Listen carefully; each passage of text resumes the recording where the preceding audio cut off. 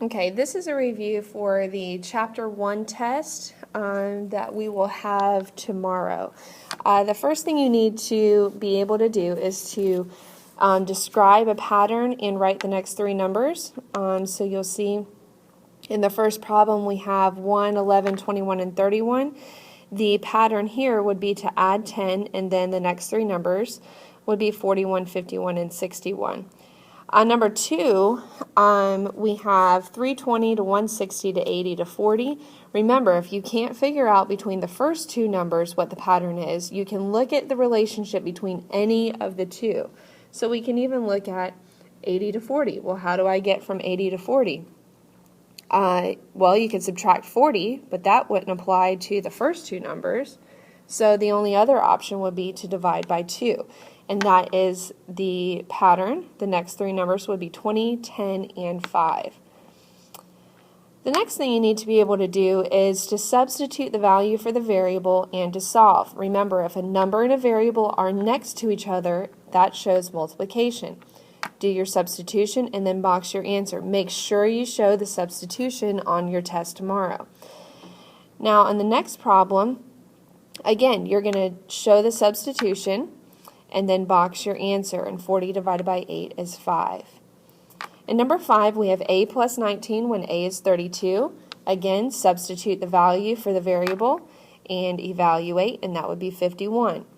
Now in number 6, we have a little bit of order of operations involved here, but again, you start with substituting the value for the variable, and then notice that we evaluate the exponent first before we add and subtract. So then 36 plus 11 minus 6 is 41. On number 7, again, we're going to substitute the value in for the variable, and we will also apply the order of operations rule. Notice that now we have 5 squared, so the first thing we want to do is evaluate that. 5 to the second power is 25, plus 12 minus 2 plus 5 would give me 40.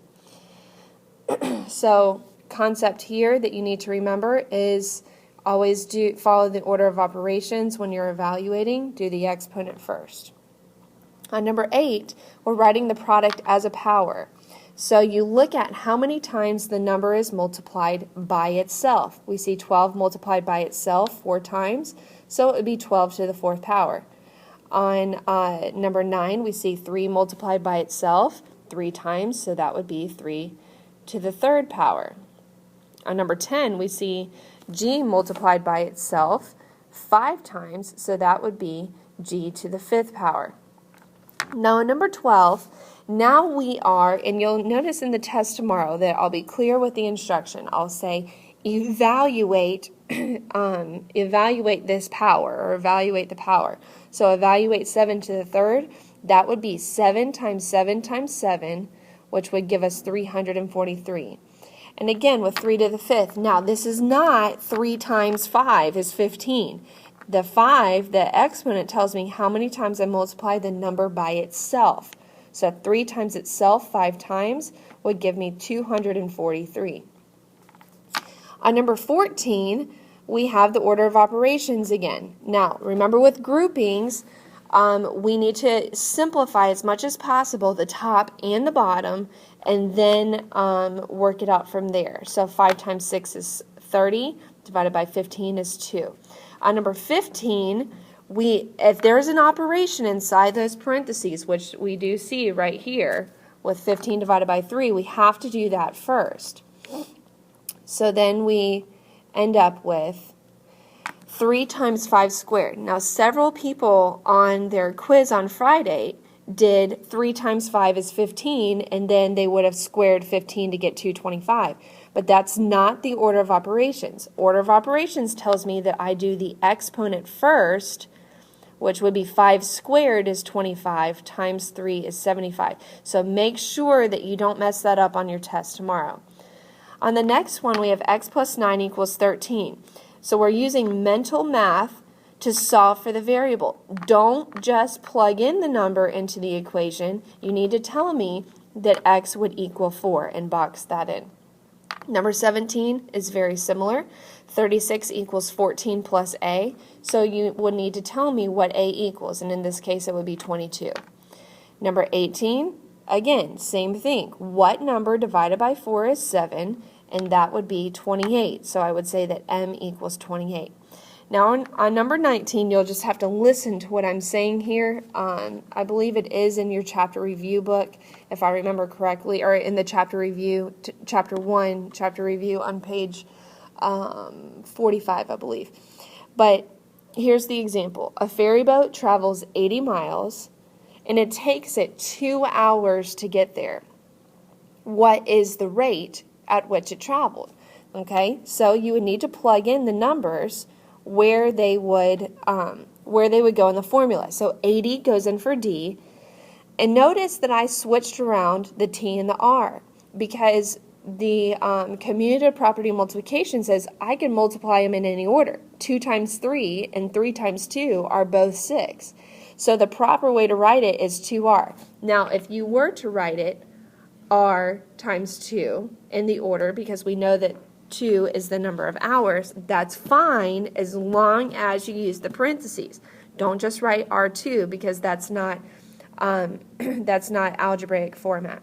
All right, so now you ask yourself 2 times what number equals 80, and that would be 40. So R would equal 40 miles per hour. All right, now you have an area and perimeter problem. Here, you just have to know the formulas. If you know the formulas, you plug in the numbers. So a couple things I'm looking for on your test tomorrow. One is the formula. Okay, make sure you write it starting out. Then show your substitutions. Okay, then box your answer. Okay, so perimeter, formula, substitutions, boxed answer. For the area, formula, substitutions, boxed answer. Make sure you do that, and make sure that you square the unit for area. That's important. All right, last but not least, you have a word problem, okay? Say you're going to organize some karate classes for the school, and only 22 kids can be in a class, but you have 130 sign up. Okay, well, think with me here for a minute. 130 people sign up, 22 per class. How many classes do you need? Well, you would need to divide. So you could write it a couple of different ways. 22 times what number equals 130?